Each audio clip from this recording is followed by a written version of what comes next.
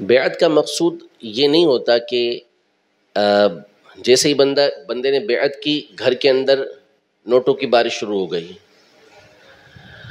اور بیعت کرتے ہی بندے کی جو گھر کے اندر مصیبتیں، پریشانیاں، تنگیاں تھیں سب دور ہو گئیں، اس کا قرضہ پھنسا ہوا تھا فوراً قرضہ مل گیا، لوگ اس کے آگے پیچھے جمع ہو گئے۔ بیعت کا مقصد یہ نہیں ہے۔ بیعت کا جو مقصد ہے وہ یہ ہے کہ قرآن و سنت میں جو تعلیمات ہمیں دی گئی ہیں، جو طریقہ کار ہمیں دیا گیا ہے، پھر اس کو جو صوفیہ نے ایک خوبصورت انداز میں بیان کیا، کیونکہ نبی پاک صلی اللہ علیہ وسلم کی حدیثوں کی تشریح یہ بعد میں آنے والے علماء نے کی۔ آپ علیہ الصلوۃ والسلام نے حسد سے بچنے کا حکم دیا، غیبت سے بچنے کا حکم دیا، غیبت کی تعریف بیان کی۔ اب علماء نے اس کی تشریحات کی، حسد کی تعریف بیان کی، غیبت کی تعریف بیان کی، اور پھر صوفیہ کرام آگے چلتے ہیں تو وَيُزَكِّيهِمْ، جو نبی پاک صلی اللہ علیہ وسلم جس مقصد کے لیے مبعوث ہوئے تھے اسی فیضان کو وہ آگے پہنچاتے ہیں نبی پاک صلی اللہ علیہ وسلم کے، کہ دل کا تزکیہ کرتے ہیں۔ اب حسد تو آ گیا، لیکن حسد کی علامات کیا ہیں؟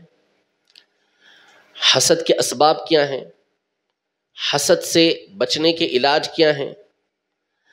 کس طرح جو ہے وہ بندہ ہمیشہ اپنے آپ کو اس برائی سے بچا کر رکھے؟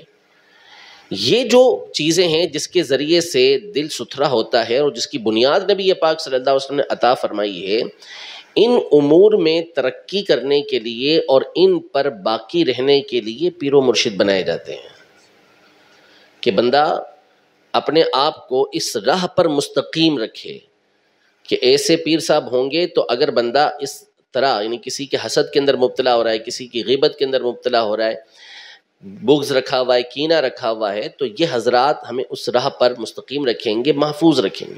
اس کی زندہ مثال امیر سنت کی صورت میں موجود ہے۔ یعنی کتنی برائیاں ہمارے معاشرے کے اندر موجود تھیں، اور آج بھی ہم دیکھتے ہیں کہ بہت ساری باتیں ہوتی ہیں کہ جو گویا کہ ہمیں ہی بیان کر رہے ہوتے ہیں کہ ان برائیوں سے بچنا ہے۔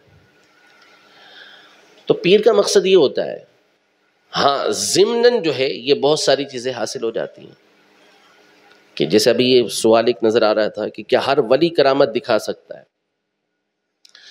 تو کبھی یہ شرط ہے ہی نہیں کہ کرامت ہوگی تو وہ ولی ہوگا۔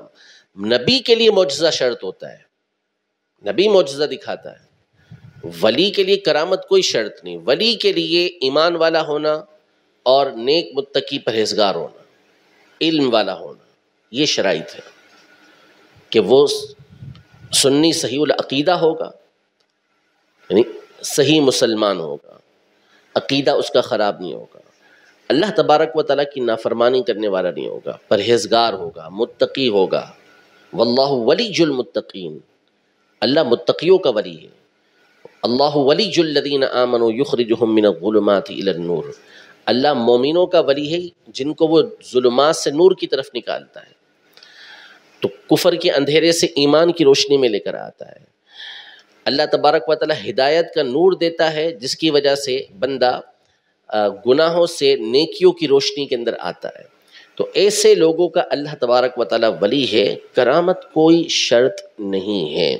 اسی لیے بہت سارے اولیاء ہیں جن کی کرامت کا کوئی تصور نہیں ہے۔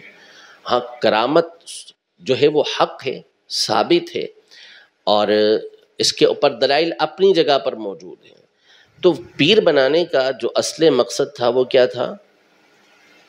کہ بندہ راہ جو طریقت ہے، جو سلوک کی منزلیں ہیں ان کو طے کرے، اور اپنے جو باطن ہے جو ظاہر ہے اس کو ستھرا رکھے، پاکیزہ رکھے۔ اللہ تبارک و تعالیٰ کی نافرمانی سے روگردانی ہونے لگے، دور ہونے لگے، تو ایسے رہبر موجود ہوں کہ جو اس کے اوپر جو ہے وہ تنبیہ کر دیں۔ اب اس کے لیے پھر شرائط بیان کی گئیں کہ پیر کے اندر یہ شرطیں ہونی چاہیے، ٹھیک ہے، کہ وہ عالم ہو، وہ فاسق مولن نہ ہو، اس کا عقیدہ درست ہونا چاہیے، اور اس کا سلسلہ جو ہے وہ نبی پاک صلی اللہ علیہ وسلم تک متصل ہونا چاہیے۔ تو اس لیے پیر بناتے ہی آپ کہیں کہ جی آپ جو ہے آپ کی ساری مصیبتیں ٹھکاک سے دور ہو گئیں، تو ایسا نہیں ہے۔ نبی پاک صلی اللہ تعالیٰ علیہ وسلم سے بڑھ کر کون مرشد اور رہنما ہے؟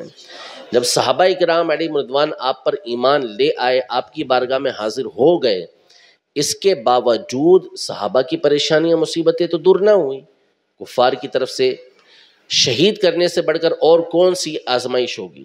اگرچہ کہ شہادت جو ہے وہ فضیلت کا مرتبہ ہے، لیکن وہ تکلیفیں تو دیتے تھے نا. کیسی کیسی تکلیفیں دی حضرت سیدنا عمار بن یاسر رضی اللہ تعالیٰ عنہ، حضرت بلال رضی اللہ تعالیٰ عنہ، حضرت خباب بن الارت رضی اللہ تعالیٰ عنہ، حضرت یاسر رضی اللہ تعالیٰ عنہ کی والدہ حضرت سمیہ رضی اللہ تعالیٰ عنہ کیسی کیسی تکلیفوں سے گزری. تو ایسا نہیں ہے نا، اصل تو یہی ہے کہ جو مقصد ہے وہ آخرت کی تیاری ہے، اس سے روگردانی نہ ہو، بندہ مسلک اہل سنت پر قائم رہے، عقیدہ اس کا درست رہے اور اس کے اعمال کے اندر خرابی نہ ہو. یہ اصل پیر کا مقصود ہے.